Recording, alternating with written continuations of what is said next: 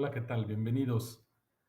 Seguimos adelante en este recorrido por la historia de la catequesis universal, este curso de actualización que nos ayude a reflexionar mejor la catequesis. Y así, reflexionando mejor la catequesis, conociendo mejor la historia, podremos hacer una reflexión posiblemente más completa acerca de la acción catequística.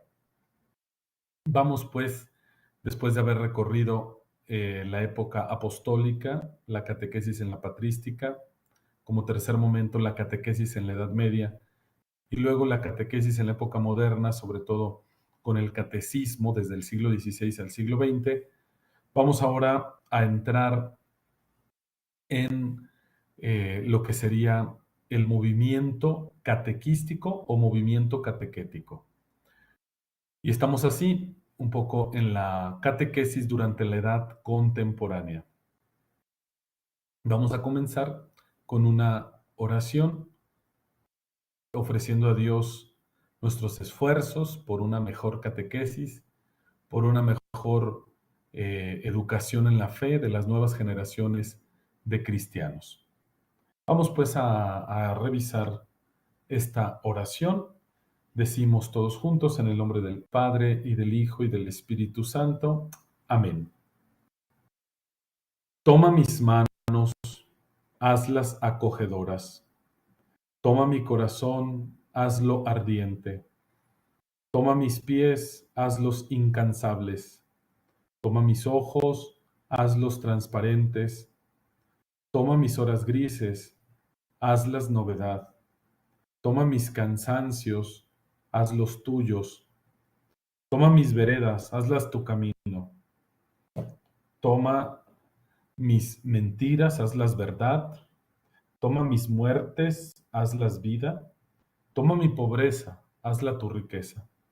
Toma mi obediencia, hazla tu gozo. Toma mi nada, haz lo que quieras. Toma mi familia, haz la tuya. Toma mis pecados. Toma mis faltas de amor, mis eternas omisiones, mis permanentes desilusiones, mis horas de amargura. Camina, Señor, conmigo, acércate a mis pisadas, hazme nuevo en la donación, alegría en la entrega, gozo desbordante al dar vida, al gastarse en tu servicio. Amén. En el nombre del Padre, y del Hijo, y del Espíritu Santo. Amén. Vamos pues a avanzar el día de hoy conociendo más o recordando la catequesis en la época contemporánea, el llamado movimiento catequístico o movimiento catequético a nivel universal. Me voy a centrar ahora un poco en esto del movimiento catequístico o movimiento catequético. Si recordamos, desde el punto de vista de la teología y desde el punto de vista, pues, de la vida de la Iglesia en el fines del siglo XIX, principios del siglo XX, hubo en la vida de la Iglesia un fuerte deseo por lo que fue la renovación. Durante mucho tiempo, digamos, veníamos de una inercia de siglos o de toda una actividad de siglos, y en varios sectores de la vida de la iglesia hubo este deseo de renovación, de transformación, de hacer mejor las cosas. Y así, por ejemplo, el movimiento litúrgico que cristalizó en la Sacrosanctum Concilium del Vaticano II, con toda la reforma litúrgica del concilio. También hubo el movimiento bíblico que pues se expresó en la difusión de la escritura a las lenguas vernáculas, en una mayor difusión de la Sagrada Escritura, hasta llegar hoy en día, llamamos la animación bíblica de la pastoral, y a una difusión de la palabra de Dios en toda la iglesia. Desde el punto de vista de la música sacra también hubo avances, interés, hasta que pues también después del concilio ha venido este desarrollo del canto en lengua vernácula, los cantos en las lenguas de cada pueblo. Y así, en muchos sectores hubo este interés por la renovación, por el cambio, por la transformación de de las cosas en la vida de la iglesia. Y así también pasó en la catequesis. toda esta catequesis de teología en píldoras, de conocimiento de la doctrina cristiana, toda esta catequesis un tanto de tipo nociológico o de tipo centrada en el conocimiento, eh, de preguntas y respuestas, con el Ripalda, por ejemplo, y otros catecismos. Todo esto empezó también a pensarse desde otras perspectivas renovadoras. ¿Cómo hacerle para una mejor educación en la fe? ¿Cómo hacer para una mejor enseñanza de la fe cristiana en sus primeros años? Y así poco a poco va surgiendo este interés por un cambio, va surgiendo este interés por una renovación, y es así que tenemos lo que hoy llamamos el movimiento catequético o movimiento catequético. Así como se le llamó movimiento bíblico, eh, movimiento litúrgico, también en la catequesis, en la catequética, se dio este interés por renovar y movimiento porque se da de una manera más o menos ordenada en un sector de la iglesia. Varios empiezan a pensar más o menos lo mismo, empiezan con esfuerzos de renovación, y a esas acciones coordinadas más o menos pues que van surgiendo se llama movimiento. Así pues vamos a hablar del movimiento catequístico o catequético universal. Vamos a hablar de estos 4 aspectos: lo que hizo la Santa Sede o el Vaticano, los papas, lo que hizo, cómo se fue renovando el método, cómo se renovó el contenido y cómo se vino a dar también una renovación antropológica. Vamos a hacer ahorita pues un recorrido de fines del siglo XIX hasta el Concilio Vaticano II, 1962-1965. Y en cuanto a las acciones pontificias, vamos revisando algunas desde el Concilio Vaticano I, 1870, al Concilio Vaticano II. El Concilio Vaticano I, presidido por el Papa Pío IX o Pío IX, presentó el esfuerzo por un catecismo universal. Recordemos que el último catecismo universal que había tenido la Iglesia Católica había sido el catecismo de los párrocos o para los párrocos del Concilio de Trento de 1566. Desde aquel catecismo lejano de 1566, prácticamente casi con un poco más de 300 años, se había vivido con este catecismo. Así que del 10 al 22 de febrero de 1870, mientras se desarrollaba el Concilio Vaticano I, vino una discusión acerca de un proyecto de catecismo universal llamado de Parvo Catequismo o el Pequeño Catecismo.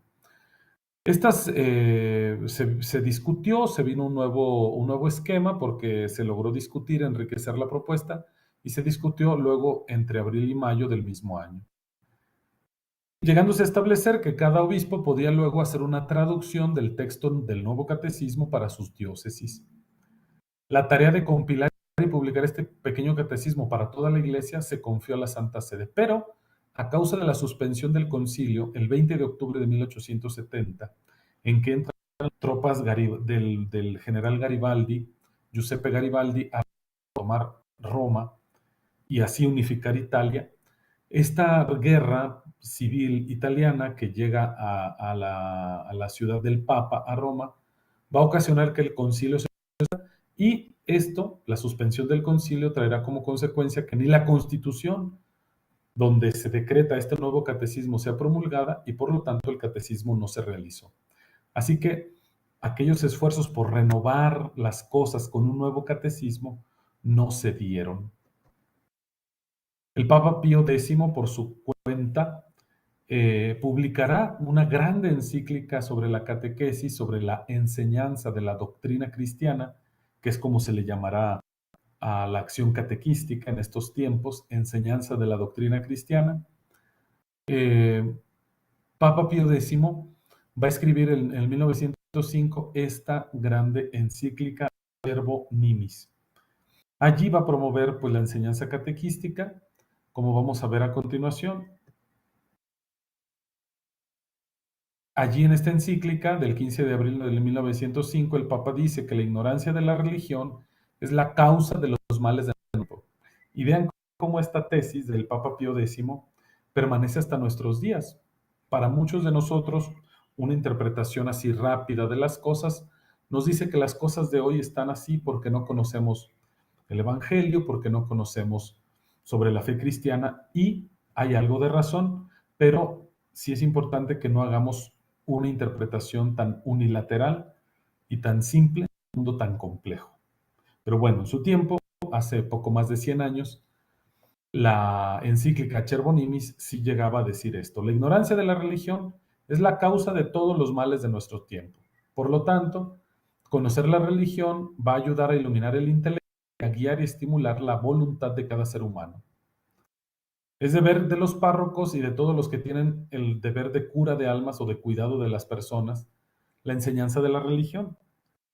Así va a llegarse a hablar, incluso ya aquí vean qué interesante es esto, aquí ya hay también un poco de consideración de los catequistas laicos. Se hablará de la catequista y de su importancia, sobre todo en los lugares más alejados donde el sacerdote no podía llegar. Los obispos serán los responsables de que todo lo dispuesto en este documento se cumpla. Como ven, y si ustedes buscan en internet esta encíclica, es una encíclica muy interesante sobre el cuidado que sugiere el Papa Pío X para que cada diócesis renueve la catequesis, se empeñe en la catequesis. Y eso se va a lograr en varias diócesis. Desde mi experiencia, puedo decir que estos deseos de Pío X poco a poco van a llegar a nuestra diócesis de Guadalajara. Sé que pueden estar conectados pues personas de otras diócesis. Sería bueno que tal vez revisaran cómo ha venido la catequesis o cómo es el movimiento catequístico en sus diócesis, qué esfuerzos hubo por renovar la catequesis a principios del siglo pasado, qué tan tarde llegó el movimiento a las iglesias particulares de cada uno de ustedes. Al menos desde mi experiencia y alguna investigación que he realizado, en nuestra diócesis estos documentos pronto se difundieron, pronto se dieron a conocer, pronto se aplicaron. Y claro, la revolución que tuvimos en México, ya fuertemente declarada a partir de 1910, va a dificultar mucho la aplicación de la renovación catequística. Todo este movimiento catequético, más o menos contemporáneo aquí a Pío X, todos estos esfuerzos pontificios y no pontificios serán difíciles que lleguen a nuestro país, México, por motivos políticos sociales con las guerras de la Revolución Mexicana. Pero bueno, dichas estas cosas, les invito a que volvamos sobre otras acciones del Papa Pío X para renovar la catequesis. Él escribió dos catecismos, ya los tenía un poco preparados desde su época.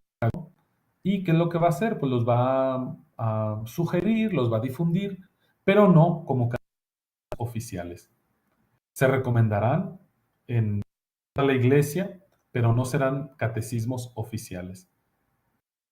También otro mérito de Pío X es iniciar el Código de Derecho Canónico, el cual se va a terminar con el siguiente Papa y allí se recogerán muchos esfuerzos catequísticos. Papa Benedicto XV, quien fue pontífice en 1922, promulgó el Código Pío Benedictino, como también se le llama a ese código de 1917. Este código, empezado con Pío X y terminado por Benedicto XV, va a ser una legislación universal en la Iglesia que entrará en vigor el 19 de mayo de 1918 y allí se va a introducir toda la legislación catequística. O sea, todas esas prácticas catequísticas que venían haciéndose se van a poner ya de un modo ordenado y sistemático como leyes. Se va pues a hablar de la instrucción y educación religiosa en el libro tercero de Rebus o de las cosas, parte cuarta del Magisterio Eclesiástico y el título 20 de la Divina Predicación de la Palabra. De la predicación de la Divina Palabra.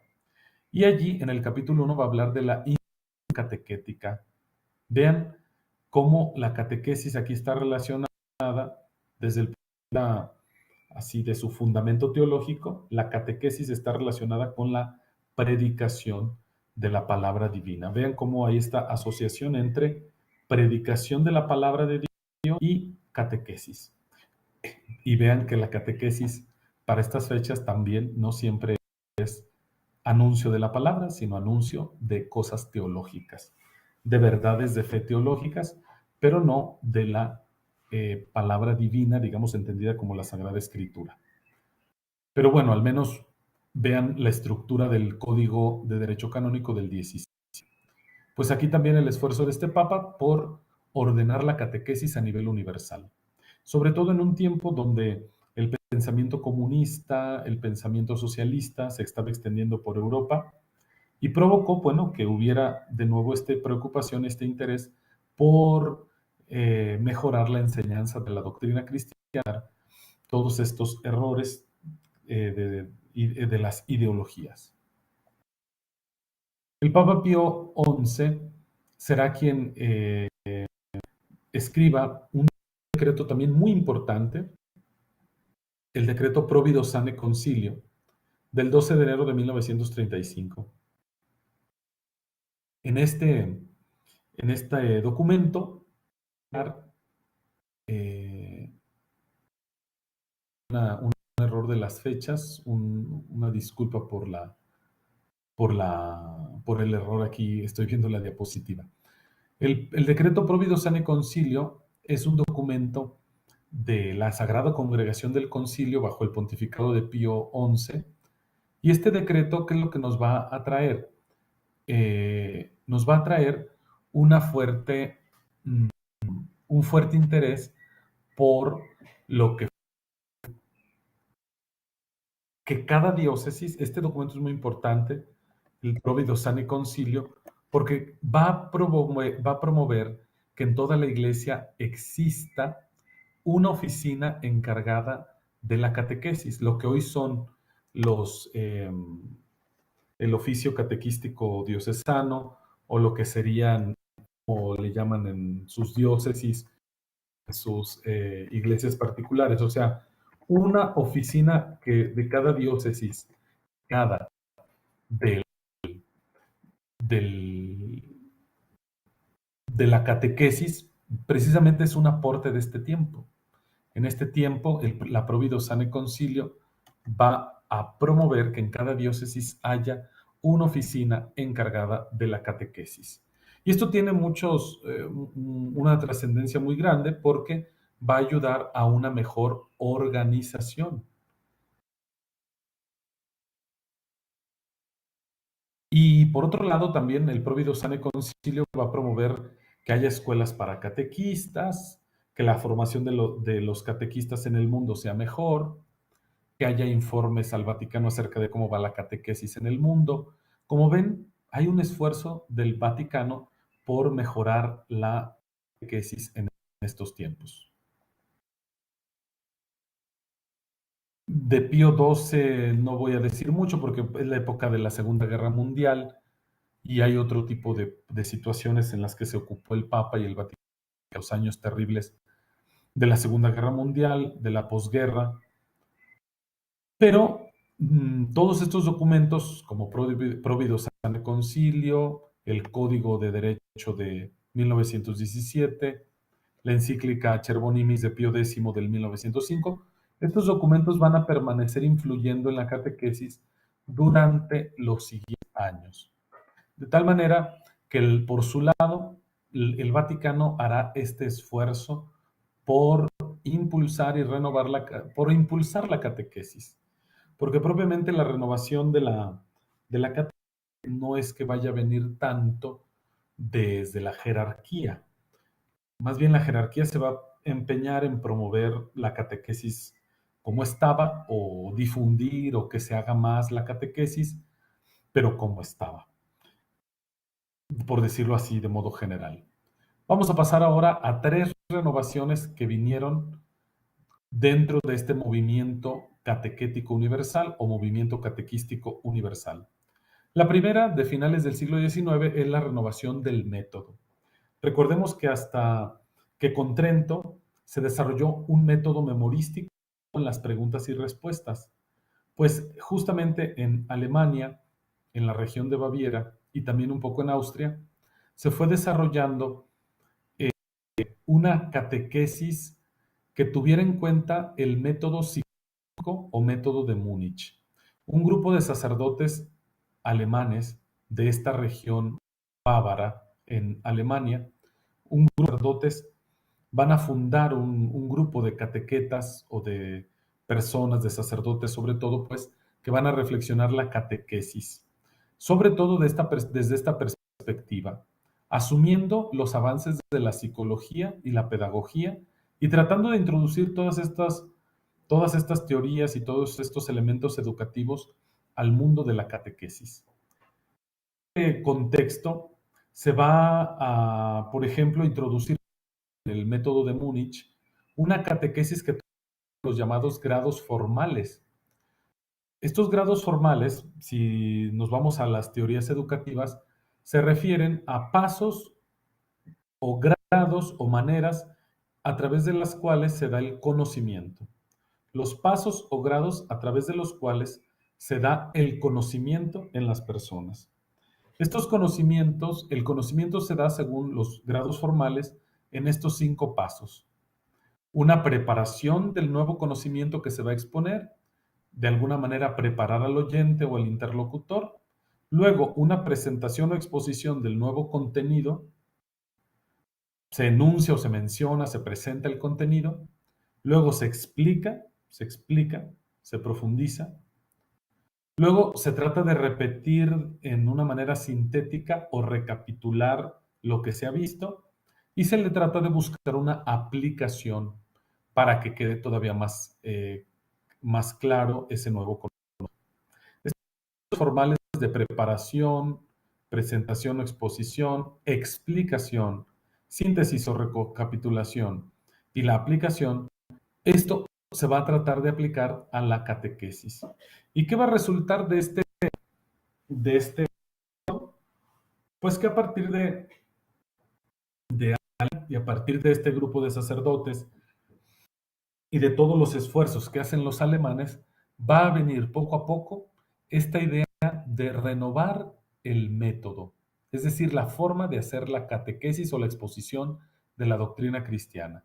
Y ahora se va a pasar a explicar, sí, digamos, verdades teológicas, verdades de fe, pero desde una perspectiva de sesión de catequistas o sesión catequística. Y esto es muy importante que lo tengamos en cuenta, porque esta renovación del método va a ser decisiva. Justamente a finales del siglo XIX comienzan a darse lecciones de catequesis, sesiones de catequesis, claro, según su tiempo y según los grados formales, según esta metodología o estos pasos que aquí estamos viendo en la... Pero ya hay una evolución del memorismo de preguntas y respuestas a un momento educativo, a una sesión. Claro, todavía centrada mucho en el profesor, en el facilitador o catequista, y claro, todavía con algo de memorismo, algo de teología, pero ya hay un esfuerzo por renovar algo que es el método, la forma. Entonces pasamos aquí, gracias a este grupo de sacerdotes alemanes, propiamente de la región de Baviera, de las preguntas y respuestas sería una sesión catequística. Luego, años más adelante, se va a dar una renovación del contenido, porque como ya acabo de mencionar, los alemanes llegan a reformar la forma en que se hace la doctrina cristiana, pero no deja todavía de ser doctrina cristiana o un poco de teología.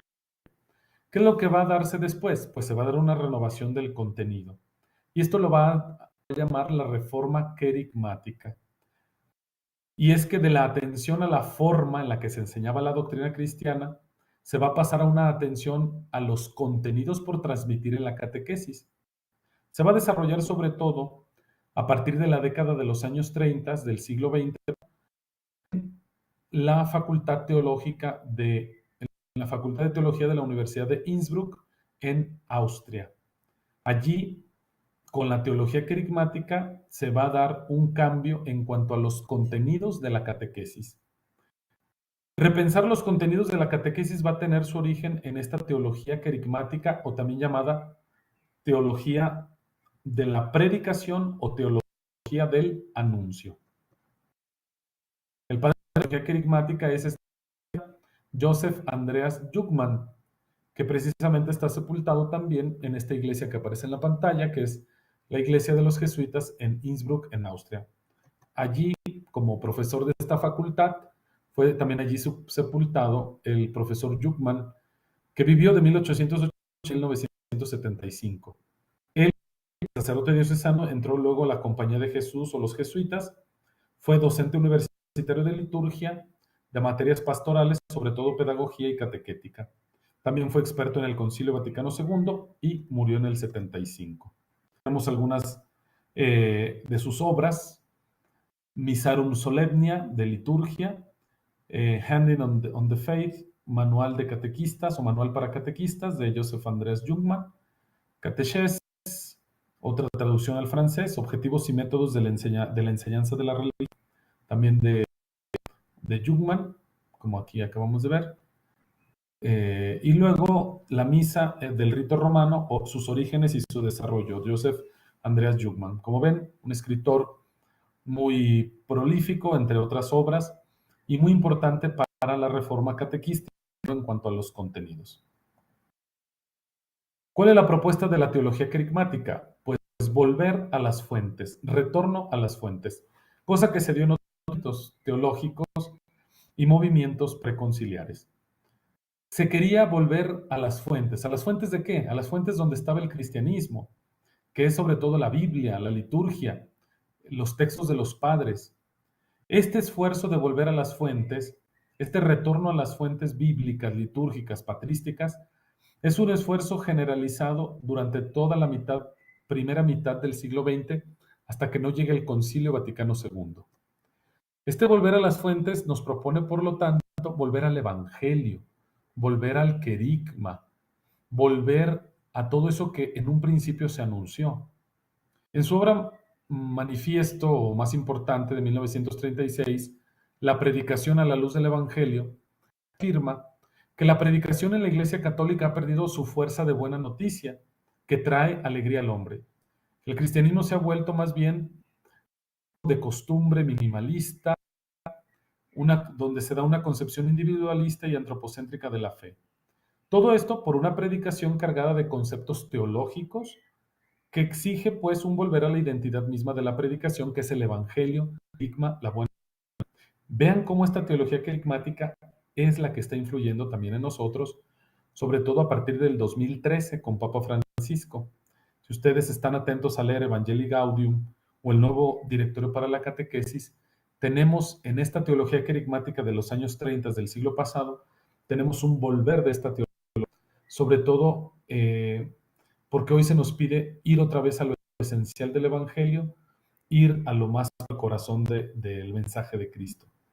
Bueno, esto como para que vayamos siendo conscientes de cómo la historia pues se repite o cómo de la historia se van rescatando o retomando ciertas cosas. Vean pues cómo en estos tiempos la predicación era una predicación excesivamente teológica, pero poco gozosa, orientada al anuncio de la buena nueva. Más tesis de la propuesta querigmática para entenderla. La teología de la predicación es una cosa, servicio a la palabra, pero se necesitan distinguirlas para no confundirlas ni contraponerlas. Se trata de entender que la teología y la predicación litúrgica, más bien ambas, traten de aportarle a la persona humana. La teología, por su parte, va a ayudar a explicar y argumentar o defender. Vean este triple elemento. La teología explica, argumenta y defiende la verdad. La predicación, dice la teología querigmática, la predicación es diferente. La predicación es para anunciar el querigma, para anunciar el corazón del Evangelio. Y dice esta sentencia: debemos conocer el dogma, pero anunciar el querigma. Y esto es muy interesante porque la teología, perdón, la catequesis de estos siglos, más bien quería aprender muy a fondo, muy profundamente, o al menos en eso se centraba mucho, pues, en conocer los dogmas o las verdades de la fe. Y durante mucho tiempo, claro, no se anunciaba el querigma, que más o menos todo mundo, o la gran mayoría del occidente, seguía, digamos, centrado en el cristianismo. Pero hoy en día, anunciar el querigma vuelve a ser una grande necesidad ante un mundo cristianizado como el en el que vivimos. Dice también las tesis de la propuesta querigmática que Cristo es el vértice de la historia de la salvación. Él es la buena noticia que anuncia el reino. Y, y al centro de todo esto debe estar la predicación y la catequesis. Esta es la fuente principal de la predicación y de la catequesis. Vean el giro que da Jungmann. La historia de la salvación, con Cristo en el culmen de esta historia y el anuncio del reino son la fuente principal de la predicación y de la catequesis. Por lo tanto, la Biblia, y no la teología, será la fuente desde la cual se tiene que apoyar el predicador y el catequista, en la Sagrada Escritura y no tanto en la teología. Estoy hablando de algo que de veras vino a sacudir siglos donde la catequesis era teología, muchas veces teología en píldoras y en algunos casos a principios del siglo XX con todo esto del neotomismo, con este movimiento teológico de recuperar, pues sí, toda esta parte sí, del neotomismo se va a retomar a veces de tal modo que incluso habrá catecismos filosóficos que tratarán de explicar al catequizando desde argumentos y estilos y lenguajes filosóficos las verdades de la fe, hasta donde se llegó. En la Biblia está el modelo del querigma, el anuncio apostólico con Cristo al centro, y ese se ha de seguir. Cristo, pues, es el principio de concentración y jerarquización de las verdades de la fe. El valor de la liturgia está en ser actualización del misterio de la salvación, y no un cambio, sino una actualización de ese misterio de salvación. Seguimos. La más clara expresión de la renovación del contenido en la catequesis se tuvo con la publicación en el 1955 del Catecismo Alemán. La propuesta querigmática contribuyó a cambiar el método de catequesis. En lugar de, o sea, también contribuye a esta parte metodológica. Si ya la renovación del método con los alemanes allá a fines del siglo XIX había a ir implementando sesiones catequísticas al estilo un poco de clase y no solo preguntas y respuestas. A esa influencia de la renovación del método, la propuesta querigmática le va a añadir que también la catequesis se va a volver ahora no un formato pregunta-respuesta, sino también un relato bíblico. Una sesión donde se narre la historia de la salvación, donde se narren, se cuenten, se proclamen las obras de Dios en el mundo. Se trata, por lo tanto, de dos realidades que se condicionan mutuamente, el contenido-método, que este es un binomio de toda la vida, ¿verdad? De toda la vida de la catequesis. El contenido y el método se influyen en la catequesis. En la importancia del catecismo alemán del 1955 consiste en que se recogen 70 años de esfuerzos renovadores en el contexto alemán, desde los metodológicos hasta los del contenido. A pocos años de su publicación fue tal el éxito que se llegó a traducir en 35 lenguas.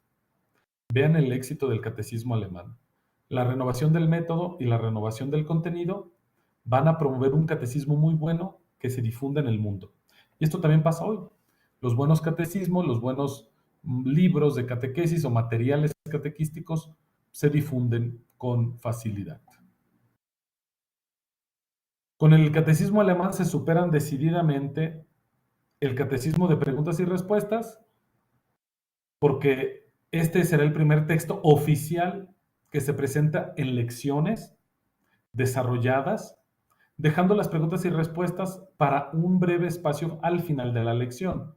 Fíjense, no se elimina el memorismo o la memorización, sino que se dejan en un momento o como parte del proceso catequístico. Y esto es también para nosotros, porque hoy en día a veces hay una aversión a la memoria, a la memorización, y decimos que comprendan, que comprendan, que comprendan. Pero, ¿qué va a comprender si no sabe? Hay que hacernos esas preguntas. También con el catecismo alemán se da esto. Del catecismo prevalentemente teológico, filosófico, apologético e incluso comunista, ante todas las ideas del mundo, se pasa a uno eminentemente bíblico, litúrgico, incluso en las breves preguntas y respuestas que se le incluyeron. Entonces vean cómo es más bíblico, más carismático, más centrado en la celebración del misterio cristiano. Ojalá que si tienen por allí alguna ocasión de darse una vuelta a alguna librería o a sus bibliotecas, busquen este catecismo alemán para que lo conozcan mejor y vean los esfuerzos de hace prácticamente también ya casi o poco, casi 70 años. Promotores de esta reforma en el ámbito alemán serán un poco ya desde antes. Vean cómo se cristaliza mucho la teología querigmática en los 30, pero ya esto viene desde antes. Por ejemplo, Johann Michael Salier o Sailer, que fue obispo y teólogo alemán de principios del siglo XIX, él se orientó decididamente hacia una teología y pastoral con la revelación y su carácter histórico. O sea, en Dios Cristo, Salvador del hombre. Entonces, las doctrinas vendrían anunciadas desde este punto de vista histórico bíblico, más que de una deducción teológica de tipo, eh, pues digamos ya de tipo más clásico. No, aquí la catequesis que él propone es más bien una narración desde lo histórico bíblico. Y él afirma, el contenido de la predicación, de la catequesis, será entonces no la teología de la escuela, sino el evangelio, el querigma, la buena noticia, y el ministerio catequístico deberá seguir un método histórico, o sea, apoyado pues en la historia. Vamos a lo que sigue. En el mismo camino de este obispo están Johann Sebastian von Drey, fundador de la Escuela Teológica de Tubinga, y también Bernard Galura, otro obispo del siglo XIX, obispo de Brixen, en Alemania. Son pues otros ejemplos de cómo en Alemania se fueron dando todas estas reformas que luego se van a extender a toda la iglesia, renovando los métodos y los contenidos. El clásico catequeta del siglo XX, usado durante el siglo XX, pero desde el XIX, sobre todo desde el XIX, Juan Bautista Hirscher, con su obra catequética de 1831, el Catecismo y el Catecismo Menor. Bueno, vamos a la última reforma, la reforma antropológica. Esta reforma antropológica se da o significa que si ya la catequesis ha modificado la forma en que se impartía o que se desarrollaba, y si los contenidos ya eran más unidos a la historia de la salvación, a los textos bíblicos, al querigma contenido en los evangelios, a la persona de Cristo, si ya se había dado todos estos pasos, ahora los catequetas reunidos en la Semana Internacional de Catequesis de Bangkok, en Tailandia, en 1962, casi a la par del Concilio Vaticano II, van a comenzar pues a pensar que la catequesis debe estar más atenta a la realidad de los catequizandos. Sobre todo recordemos cómo el Concilio Vaticano II va a poner a la Iglesia de cara al mundo, de cara como servidora de la humanidad. Entonces, en esta misma línea, la catequesis se va a pensar como una catequesis que debe de estar más atenta a las personas, a los interlocutores, como le llamamos más tradicionalmente ya en nuestros días. Los interlocutores cuentan. No es lo mismo un catecismo de Ripalda del siglo XVI aplicado en un contexto histórico, aplicado o dicho a una persona del siglo XX, joven, que por ejemplo vivió los movimientos sociales de los 60, Imagínense una catequesis centrada en las preguntas y respuestas para una persona del siglo XX, para una persona del siglo XXI. Algunos funciona y por eso es que todavía hoy, en siglo XXI, se utiliza la metodología de preguntas y respuestas, de memorización solamente, y para muchos todavía usan el Ripalda, para muchos todavía es el libro de cabeza. Entonces, vean cómo aquí, al menos los catequetas reunidos en Bangkok en el 62, se plantean que la catequesis tiene que adaptarse según el interlocutor o según el ser humano. Y ese será el acento antropológico o la reforma antropológica que va a dar la catequesis, pues, en la segunda mitad del siglo XX. Luego vendrá otra Semana Catequística Internacional, en Medellín, Colombia, en el 68, donde se propondrá una catequesis atenta a la liberación, a la política, es decir, la catequesis deberá contribuir con todos sus esfuerzos de formación a precisamente ayudar a pues a las personas de los pueblos latinoamericanos, del mundo entero, donde quiera que se haga catequesis, que sea una catequesis liberadora, que ayude al catequizando no solamente a preocuparse, digámoslo así, de las cosas del cielo, sino también de las... Y vean que esto también condiciona el contenido, porque, porque ya se va a hablar entonces también en la catequesis de problemas y de temas de nuestro tiempo. En esa línea, por ejemplo, podríamos pensar cómo los catecismos o los libros pues, de catequesis de hoy, a nosotros ya se nos hace fácil hablar, yo qué sé, de pronto del cuidado de la gente, de la amistad, de temas antropológicos, pero eso que antes no se daba. Será justamente gracias a las reflexiones catequéticas de los 60, donde se va a ir dando este giro antropológico y así la catequesis se volverá también atenta a las necesidades del ser humano. Bien, vamos a la síntesis. En la época contemporánea, la catequesis pues se asocia a una acción educativa desarrollada en sesiones, sobre todo con la primera renovación, la renovación del método. Vamos a estar pensando cada vez más catequesis como una acción educativa que se va a desarrollar en sesiones y que enriquecida por la pedagogía precisamente va a renovar su método, un método narrativo o de sesiones, un método más bien expositivo. Y en cuanto a los contenidos, la catequesis hará las fuentes y volverá a hablar de historia de la salvación, precisamente modificando sus contenidos, dejando la teología en píldoras para centrarse en un anuncio o en una profundización del Evangelio, de la fe cristiana. Y también una catequesis muy atenta al interlocutor y sus intereses. Por lo tanto, la catequesis también se ocupará de temas de antropológico. Desde el punto de vista organizativo, la catequesis en esta última época contemporánea se mantendrá en las parroquias, como muchas veces lo sabemos, al menos en nuestro contexto mexicano, latinoamericano. Mucha de la catequesis se tiene en las parroquias, desde una perspectiva sacramental, y aquí ya tenemos un reduccionismo, pero ese es otro aspecto que hay que pensar. La catequesis, pues, organizativamente se va a mantener en las parroquias, perspectiva sacramental, con catequistas mejor preparados. Poco a poco se van a ir difundiendo centros de formación para los catequistas, pero crecerá la formación de los catequistas en este siglo XX.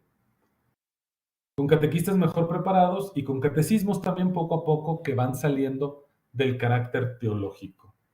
Si vemos los catecismos o los programas catequísticos de nuestras diócesis de mediados del siglo XX, vamos a tener una catequesis ya en sesiones y no tanto de preguntas y respuestas, y unas sesiones y unos programas antropológicos, querigmáticos, centrados en la historia de la salvación, o sea, ya una catequesis más amplia, más completa, esta del siglo XX. Muy bien.